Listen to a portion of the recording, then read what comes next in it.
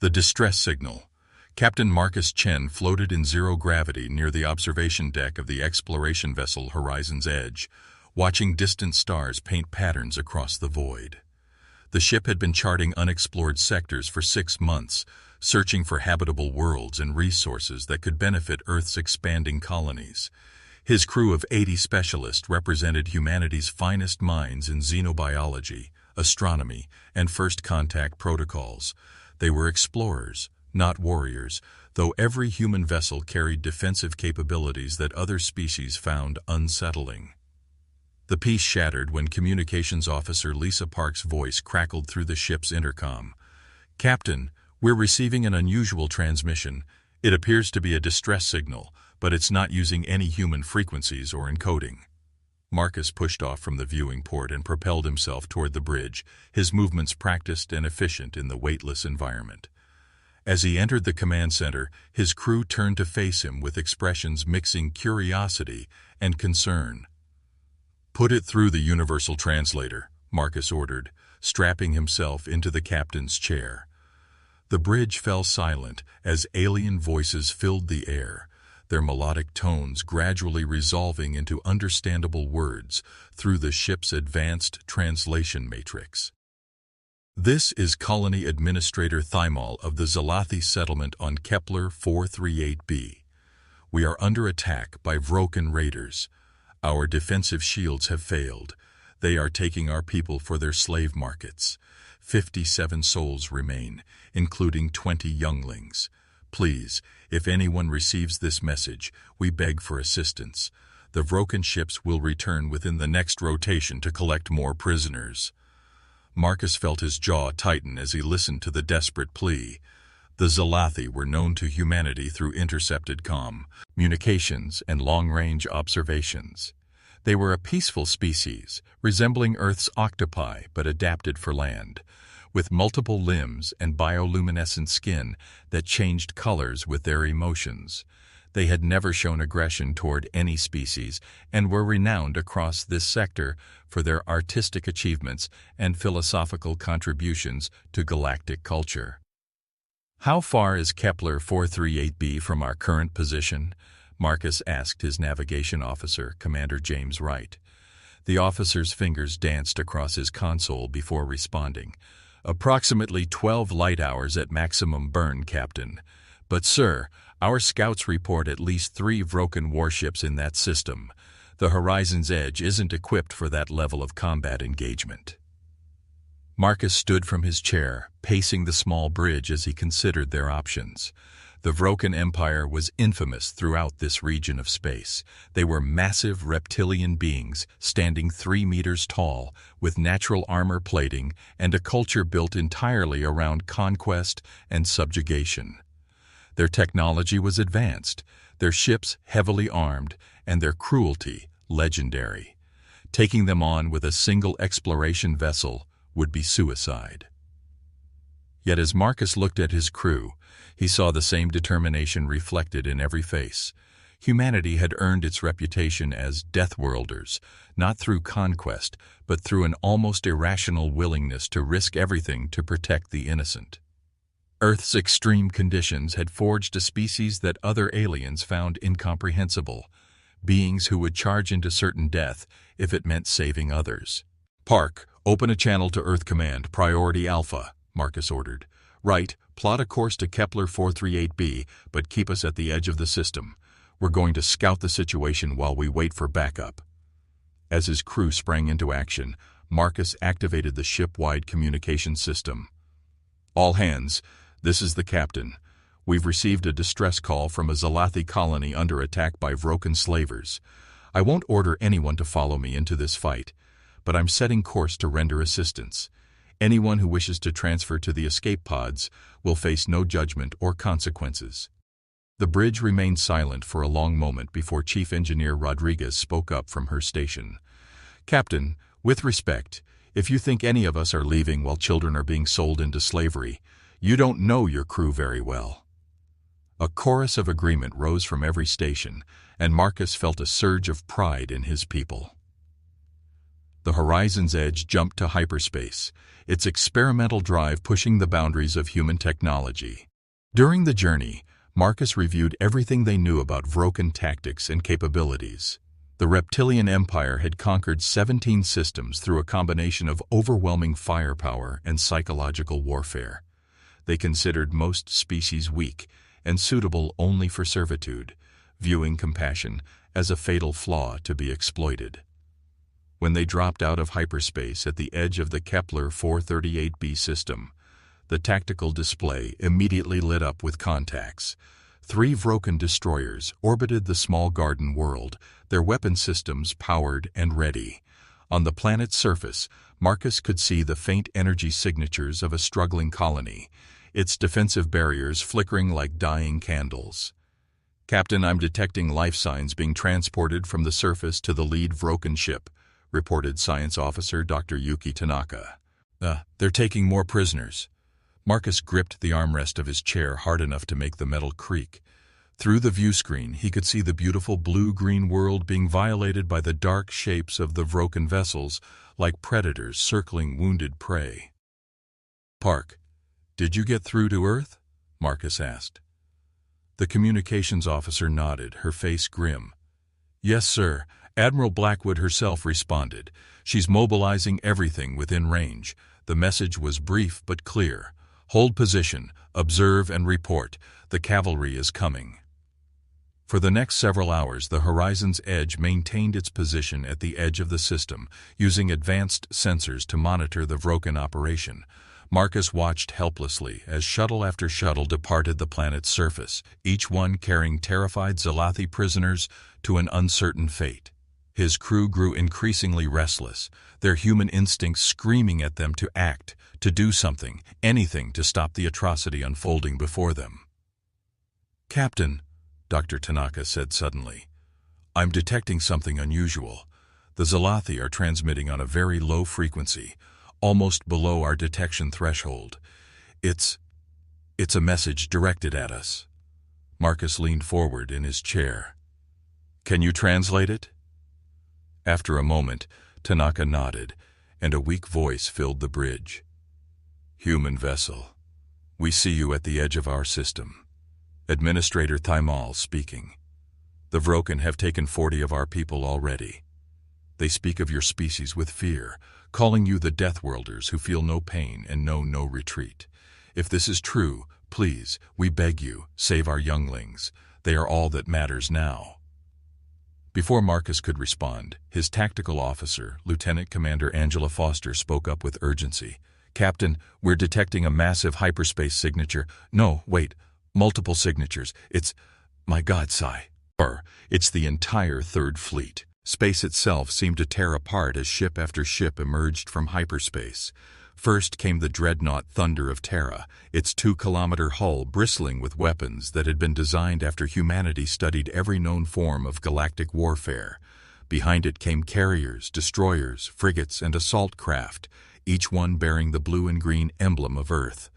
Within minutes, over 90 human vessels had formed a battle line between the Vroken ships and the planet. Admiral Sarah Blackwood's face appeared on the main screen, her expression carved from stone.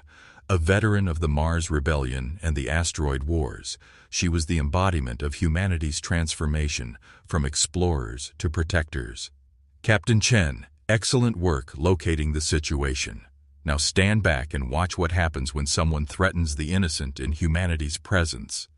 The Admiral opened a channel to the Vroken fleet, her voice carrying the authority of someone who had never lost a battle. "Vroken vessels, this is Admiral Blackwood of the United Earth Fleet. You will immediately release all prisoners and withdraw from this system. You have 30 seconds to comply before we demonstrate why the galaxy calls us Deathworlders." The response came from the lead Vroken ship, a massive destroyer designated Supremacy's Claw. The speaker was Warlord Krex, whose reputation for brutality was known throughout the sector. "Humans, you dare threaten the Vroken Empire? We are the apex predators of this galaxy. These weak creatures are our rightful property. Leave now, or we will add your species to our collection of slaves." Admiral Blackwood's smile was visible on the screen, and it sent chills down Marcus's spine. It was not a smile of joy or amusement, but the expression of a predator that had just heard its prey make a fatal mistake. "Warlord Krex, you just threatened to enslave humans. Let me exit." Plain why, that was the last mistake you'll ever make. We evolved on a world that tried to kill us every single day. We survived ice ages, supervolcanoes, plagues, and predators that would terrify your worst nightmares. We split the atom when most species were still figuring out fire. We walked on our moon using computers less powerful than what I carry in my pocket. And when we finally reached the stars, we did so not as conquerors, but as explorers and protectors. She paused, letting her words sink in before continuing. "But make no mistake, Warlord, we are Deathworlders. We are the species that looks at impossible odds and calls them Tuesday. We are the ones who will burn our own worlds to deny them to an enemy. We are the humans who will chase you to the edge of the universe if you harm those under our protection. Release the prisoners, now." Humanity's fury unleashed. Warlord Krex's laughter echoed across the communication channel, a sound like grinding stone that made several crew members wince. The massive Vrokin appeared on screen, his scaled hide thick with battle scars, 4 arms crossed in what his species considered a gesture of supreme confidence. "You humans amuse me. You speak of protection and justice as if they were weapons. The Vrokin Empire has conquered species far older and more advanced than yours. What makes you think your tiny fleet can stand against us?" Admiral Blackwood turned to her tactical officer without breaking eye contact with the screen. "Commander Torres, what's our current count?" The officer responded immediately. 93 vessels combat-ready, Admiral. The Ragnarok carrier group just arrived from Mars with full fighter complement. Special Forces teams are standing by on 7 assault craft. The Admiral nodded slowly, then addressed the Vrokin again. "Warlord Krex, I'm going to give you one final opportunity. Our sensors show you have approximately 300 Zalathi prisoners aboard your ships. Release them, leave the system, and never return. This is not a negotiation." On the bridge of the Horizon's Edge, Captain Chen watched the standoff with growing tension. His science officer, Dr. Tanaka, was frantically analyzing the Vrokin ship's configurations. "Captain, I'm detecting massive energy buildups in their weapon systems. They're preparing to fire." Marcus nodded grimly. He knew enough about the Vrokin to understand they would never back down from what they perceived as a challenge from an inferior species. The Warlord's response came swift and violent. "You want to see Vrokin power, Deathworlders? Then observe." The lead Vrokin destroyer fired its main cannon, a brilliant beam of concentrated plasma that struck the human frigate Boston directly amidships. The human vessel's shields flared brilliant white, absorbing the impact that would have vaporized most ships. The Boston remained intact, its experimental armor plating glowing but holding firm. What happened next would be remembered across the galaxy as the moment the Vrokin Empire learned why humans were called Deathworlders. Admiral Blackwood didn't shout or rage. She simply said 2 words that sealed the Vrokin's fate. "All ships, engage." Space erupted into controlled chaos. The human fleet moved with precision that belied their species' relatively short time among the stars. Fighter craft launched from carriers in perfect formation, each pilot having trained in Earth's crushing gravity, giving them reflexes and G-force tolerance that other species couldn't match. The fighters wove between laser fire and plasma bolts with an almost casual grace, their pilots whooping with adrenaline-fueled joy that the Vrokin found deeply disturbing. The dreadnought Thunder of Terra opened fire with its main guns, projectiles accelerated to significant fractions of light speed that punched through Vrokin shields like tissue paper. But it wasn't the human weapons that truly terrified the Vrok. And it was the tactics. Where most species fought with careful preservation of their forces, humans fought like each ship was expendable if it meant victory. Damaged vessels didn't retreat. They accelerated toward enemy ships, using themselves as guided missiles if necessary. Commander Lisa Park monitored communications from her station on the Horizon's Edge.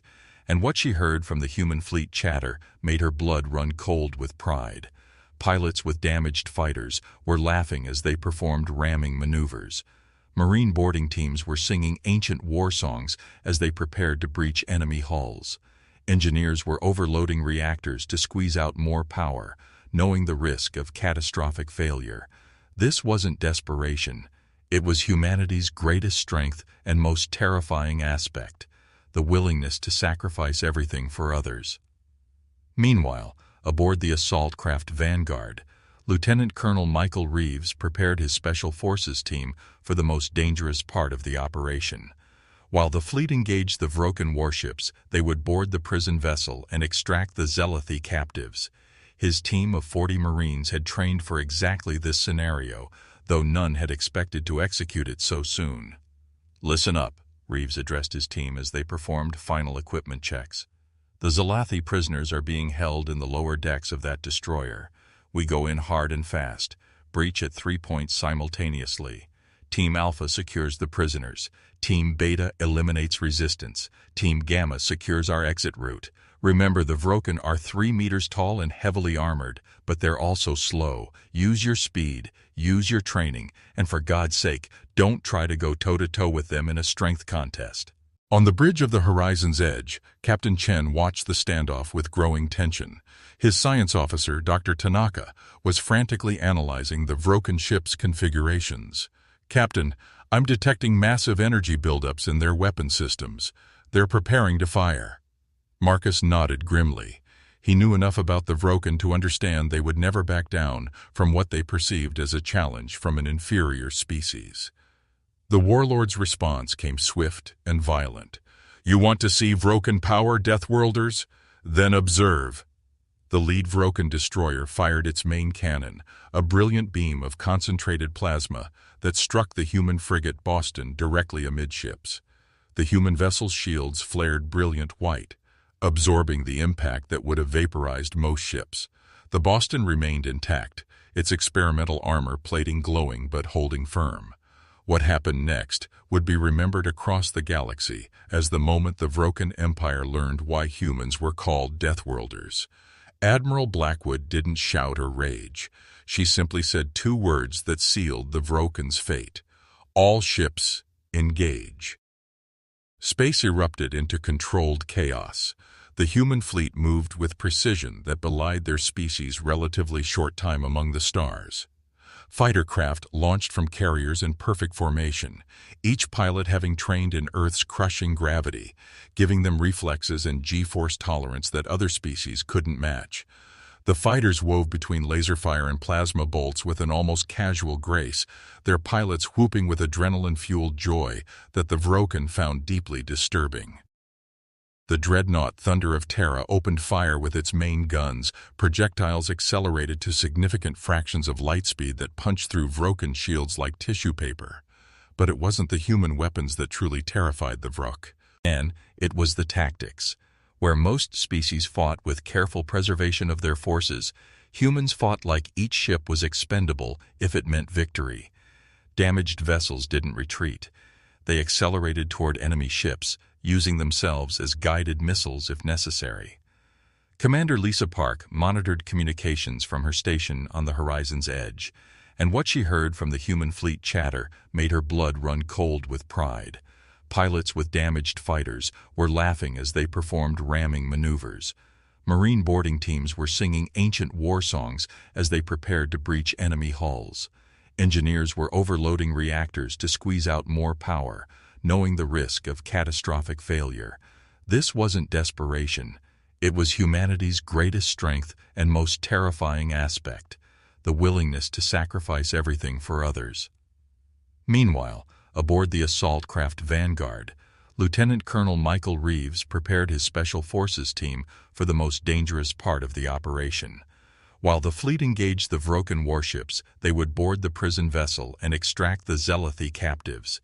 His team of 40 Marines had trained for exactly this scenario, though none had expected to execute it so soon. "Listen up," Reeves addressed his team as they performed final equipment checks. "The Sci-Fi prisoners are being held in the lower decks of that destroyer. We go in hard and fast, breach at 3 points simultaneously. Team Alpha secures the prisoners. Team Beta eliminates resistance. Team Gamma secures our exit route. Remember, the Vroken are 3 meters tall and heavily armored, but they're also slow. Use your speed, use your training, and for God's sake, don't try to go toe-to-toe with them in a strength contest. Sergeant Maya Patel, leading Team Alpha, raised her hand. Sir, what about the Zalathi younglings? They might be terrified of us too. Reeves nodded at the important question. Good point, Sergeant. Dr. Harrison has prepared universal translation devices with calming messages in Zalathi. We're not just rescuers today, people. We're ambassadors for humanity. Show them why we fight. The Vanguard launched from the thunder of Terra's hangar bay, using the chaos of the battle as cover. The small craft wove between explosions and debris fields. Its pilot, Lieutenant Jennifer Kim, displaying reflexes honed by years of training in simulators that would have killed pilots from lower-gravity worlds. As they approached the Vroken prison ship, Kim activated the experimental breach pods, drilling through the enemy hull at 3 separate locations. The Marines poured into the Vroken ship with practiced efficiency. The corridors were vast, built for beings much larger than humans, which actually worked to the Marines' advantage. They moved like shadows, using the oversized architecture as cover. When they encountered Vroken guards, the fights were brief and decisive. The reptilian warriors were strong, but slow. Their movements telegraphed to humans who had evolved dodging predators in Earth's forests and savannas. Team Alpha reached the prison hold to find hundreds of Zalathi huddled in energy cages, their bioluminescent skin flickering with patterns of fear and despair. Sergeant Patel immediately activated her translator. We're humans. We're here to help. Please remain calm while we disable these cages. An elderly Zalathi, his tentacles trembling, responded in halting words. You came for us? But we are nothing to your species. We have no alliance, no trade agreements. Patel smiled as she worked to override the cage controls. You asked for help. That's all the agreement. Humans need.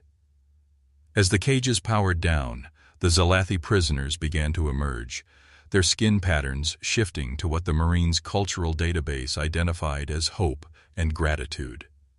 The younglings, smaller and more brightly colored than the adults, clustered behind their elders, watching the human soldiers with a mixture of fear and curiosity. Outside, the space battle had reached its climax. 2 of the 3 Vroken destroyers were heavily damaged, venting atmosphere and trailing debris. The third, Warlord Krex's flagship, had attempted to retreat but found itself surrounded by human vessels. The Warlord's earlier confidence had evaporated as he watched his superior numbers and firepower overcome by human determination and tactical innovation. Admiral Blackwood opened a final channel to the Vroken flagship. Warlord Krex, your fleet is broken. Surrender now, and we'll allow you to retreat with your lives. Continue fighting, and we'll demonstrate why Earth's children are the galaxy's nightmare. The tactical display showed dozens of human ships with weapons locked onto the remaining Vroken vessel, fighters circling like hungry sharks. On the prison ship, Lieutenant Colonel Reeves received confirmation that all prisoners had been secured. Admiral, this is Reeves. We have 327 Zalathi prisoners, including 60 younglings, requesting immediate extraction. The relief in Blackwood's voice was audible. Outstanding work, Colonel. All teams covering fire for extraction. As the Marine assault craft departed the Vroken ship with their precious cargo, Warlord Krex made his choice. The massive alien appeared on screen one final time, his 4 arms hanging in defeat. We surrender, humans. We will leave this system and never return. But know this, the galaxy will learn of what happened here. They will learn that the Deathworlders are not just warriors, but something far more dangerous. You are protectors. The human fleet maintained formation as the battered Vroken ships limped away toward the edge of the system. Only when they had jumped to hyperspace did Admiral Blackwood allow her shoulders to relax. She turned to her bridge crew, many of whom were exhausted from the intensity of the battle. Send word to Earth, mission accomplished, and open a channel to the Zalathi colony. Administrator Thymel appeared on the screen, his tentacles weaving patterns of profound gratitude. Behind him, reunited families embraced, their skin glowing with joy. Admiral Blackwood, humans of the Great Fleet, we have no words sufficient for our gratitude. You risked everything for strangers, for people who could offer you nothing in return. Blackwood shook her head firmly. Administrator, you're wrong about that. You offered us something invaluable, the opportunity to be who we truly are. Humans aren't conquerors or empire builders. We're the species that sees someone in trouble and says, "Not on our watch." Today, you became part of something we call the human family, and humans protect their family. Captain Marcus Chen watched from the bridge of the horizon's edge as the human fleet began organizing humanitarian aid for the Zalathi colony. Medical ships moved toward the planet, carrying supplies and personnel to help rebuild what the Vroken had destroyed. Engineers prepared to construct defensive satellites that would protect the colony from future raids. Teachers and cultural specialists volunteered to stay and help the Zalathi recover from their trauma. Dr. Tanaka approached Chen with a report from the recovered prisoners.